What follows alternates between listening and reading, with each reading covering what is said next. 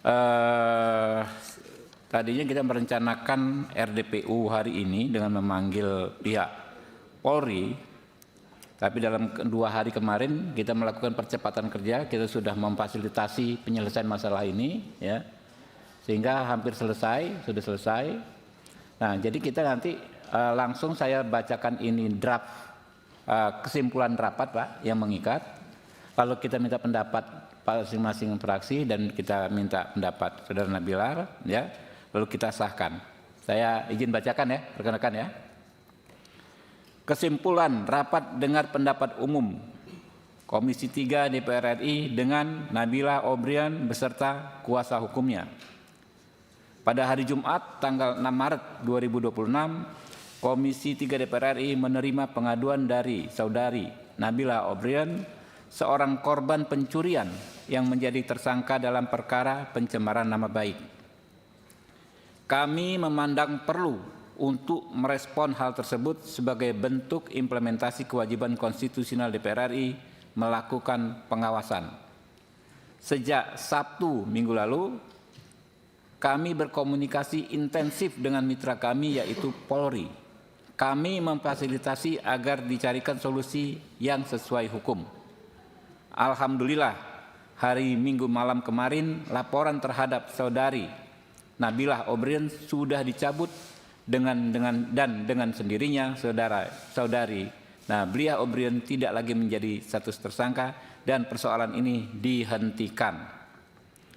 Di sisi lain, Saudari Nabila Obrian juga memaafkan tersangka dalam kasus pencurian sekaligus mencabut laporan.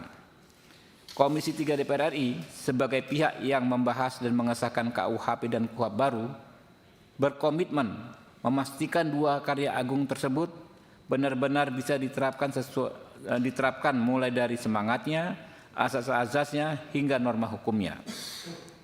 Dengan berlakunya KUHP dan KUHP baru, sudah seharusnya terjadi perubahan drastis paradigma berhukum kita dari yang sebelumnya mengejar keadilan retributif dan formalistik menjadi keadilan restoratif, rehabilitatif, dan substantif. Tidak semua sengketa hukum di masyarakat harus diselesaikan di pengadilan. Sengketa hukum minor di masyarakat sebisa mungkin diselesaikan secara kekeluargaan di luar pengadilan. Secara khusus, Presiden Prabowo Subianto menitip pesan kepada kami untuk menghindari kekeliruan dalam proses peradilan atau miscarriage of justice untuk memastikan orang kecil yang berperkara bisa tersenyum karena mendapatkan keadilan. Komisi 3 DPR RI telah melaksanakan rapat khusus pagi tadi baru saja membahas masalah ini dengan ini kami menyampaikan kesimpulan rapat yang mengikat secara hukum sebagai berikut. 1. Komisi 3 DPR RI meminta aparat penegak hukum dalam mengusut tindak pidana khususnya terkait ujaran dan pencemaran nama baik untuk mempedomani ketentuan pasal 36 KUHP baru yang mengatur tidak seorang pun bisa dimintai pertanggungjawaban pidana tanpa pemenuhan unsur kesengajaan yang tak terbantahkan.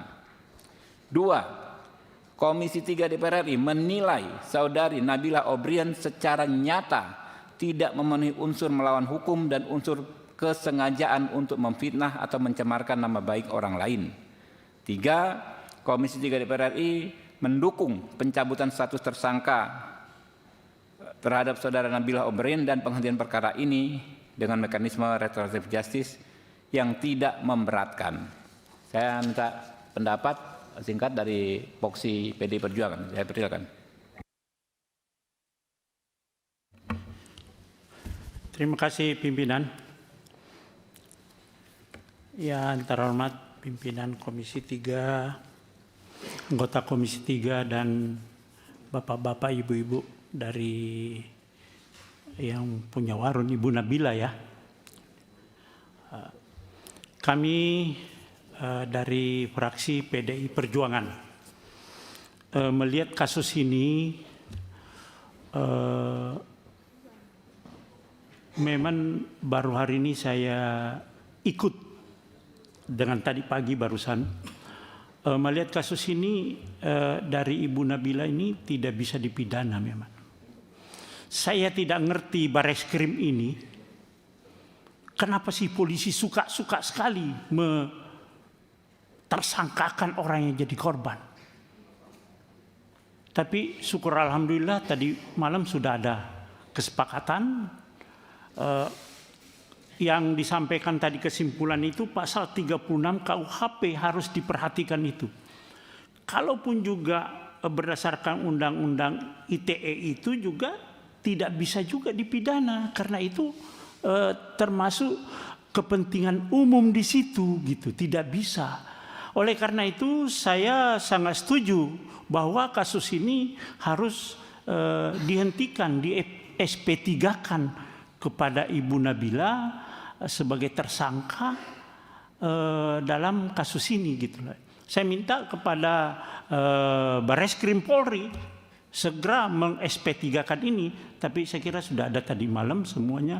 Dan saya minta Polri seluruh Indonesia, mulai dari Barreskrim, Polda, Polres, tidak ada lagi yang terjadi seperti ini. Kenapa mencari-cari salah orang gitu loh. Saya minta Polri ini sudah lebih adil lah di dalam melakukan langkah-langkah penyidikan. Ingat, di KUHP yang baru juga ada itu. Ketika penyidik melakukan suatu kesalahan, akan dilakukan sanksi, baik itu administrasi, etik maupun pidana. Oleh karena itu harus betul-betul dibaca KUHP yang baru ini yang sudah berlaku dan betul-betul itu dipedomani dan dilaksanakan. Saya kira itu Pak Ketua. Terima kasih. Assalamualaikum warahmatullahi wabarakatuh. Jadi setuju Pak ya? Siap, setuju. Sangat setuju Pak Ketua. Pak Riguanto, Partai Golkar. Terima kasih Pak Ketua. Ini perkara unik ya. Kalau dulu itu jelas praduga tak bersalah itu diterapkan kepada setiap orang yang dikenakan status tersangka atau dituduhkan, ya, supaya hak-haknya masih pulih sebelum pengadilan memberikan keputusan dia dinyatakan bersalah dan mempunyai kekuatan hukum tetap. Jadi praduga tak bersalah itu mencakup hak-hak administratif ya. Pada intinya dia masih punya upaya-upaya hukum, didampingi pengacara, kemudian juga saya salah apa, saya harus diperiksa seperti apa, tuduhannya apa. Nah, kalau berkaitan dengan pemberitaan dia itu belum pantas dipersalahkan, kemudian dia berbalik pencemaran nama baik itu ya, yang menuduh dia bersalah melakukan suatu perbuatan, ini presiden buruk bagi perkembangan hukum di Indonesia. Bayangkan ya. Jadi di kampung kita itu ada keamanan setempat. Keamanan setempat itu salah satunya adalah membuat jaringan CCTV di kompleks Bruna rumah pribadi. Nah, mereka pastinya ingin mengetahui apakah nanti ada pencurian di sini atau pencurian itu bisa tertangkap nggak dengan saya pasang CCTV, kami pasang CCTV. Ya.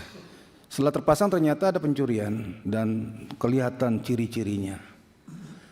Logika umumnya adalah aparat setempat itu, satpam, masyarakat dan lain-lain segera menyebarkan berita tentang ada pencurian dan tayangannya seperti apa. Dengan gerakan cepat mereka tutup sana, tutup sini, tutup situ, akhirnya tertangkap. Nah, kemudian kalau mengacu kepada kasus ini, si maling bilang, loh, saya kan belum ditetapkan pengadilan sebagai yang tersangka, yang dipersalahkan atau terdakwa yang dipersalahkan dan dikuatkan dengan putusan pengadilan. Jadi nggak boleh dong kamu tayang-tayangkan seperti itu. Ini analoginya ya. Jadi lucu jadinya. Apalagi di dunia digital sekarang ini yang luar biasa, setiap orang itu dalam kehidupan sehari-harinya bisa merekam dirinya sendiri maupun di lingkungannya menjadi sesuatu yang tidak bisa terbantahkan. Ya. Jadi tidak absolut itu yang praduga tak bersalah itu. Yang dalam konteks ini ya, apalagi untuk kepentingan umum. Saya setuju Pak Ketua, ini dihentikan ya supaya masyarakat juga jangan takut melapor tentang kejahatan yang ada di sekitarnya. Dari Partai Golkar setuju sekali untuk ini diselesaikan secara baik. Terima kasih. Oke, berikutnya dari Gerindra, Pak Rahul. Terima kasih pimpinan. Kami, Voksi Partai Gerindra, setuju perdamaian dan penghentian kasus Saudara Nabila karena secara nyata tidak memenuhi unsur melawan hukum dan unsur kesengajaan untuk memfitnah atau mencemarkan nama baik orang lain, pimpinan. Mungkin begitu, pimpinan. Oke, Pak Endang, setuju? Terima kasih pimpinan. Yang saya hormati pimpinan dan seluruh rekan anggota Komisi 3, yang saya hormati Ibu Nabila Obrien beserta rombongan. Mohon izin menyampaikan bahwa kita ketahui dalam hukum pidana Indonesia kan seorang baru dapat dinyatakan bersalah kalau memenuhi 2 unsur ya. Kalau nggak mens rea dan actus reus. Nah, saya melihat bahwa perbuatan yang dilakukan Mbak Nabila ini belum memenuhi 2 unsur itu. Karena perbuatan yang dilakukan mungkin tidak bertujuan untuk menghina, mencemarkan nama baik. Tapi mungkin agar supaya hal seperti itu tidak terjadi di warung-warung atau di restoran-restoran lainnya. Jadi untuk itu kami setuju jika kasus ini dihentikan. Terima kasih. Ya. Sebelum lanjut ke PKS, saya informasikan rekan-rekan wartawan diperkenankan bawa kamera ke bawah, karena nanti kita ada penyerahan ini ya, penyerahan hasil rapat. Yang di atas baru waktu ke bawah, silakan. PKS.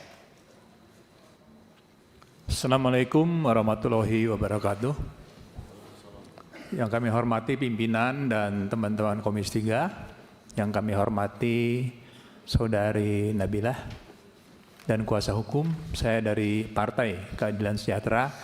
Terus terang saja dari hasil kajian kita tadi rapat pagi dan juga kesimpulan yang tadi disampaikan, menarik ya bahwa lebih-lebih untuk para penegak hukum dengan adanya KUHAP maupun acara pidana yang baru perlu penyesuaian. Menarik tadi yang disampaikan rekan terdahulu ya, bahwa di mana-mana sekarang masyarakat sudah memanfaatkan teknologi ya, bahwa di gang, di rumah-rumah ada CCTV. Jadi aneh kalau di CCTV itu pelakunya terlihat lalu dilaporkan jadi terbalik, itu hal yang menurut saya pribadi sangat aneh gitu. Tapi alhamdulillah proses ini oleh Komisi 3 bisa diselesaikan, dan dengan ini saya mewakili Partai Keadilan Sejahtera menyetujui kesimpulan yang disampaikan oleh Ketua Komisi terhadap kasus ini. Terima kasih pimpinan. Wassalamualaikum warahmatullahi wabarakatuh. Ya, Download Tribun X sekarang. Menghadirkan lokal menjadi Indonesia.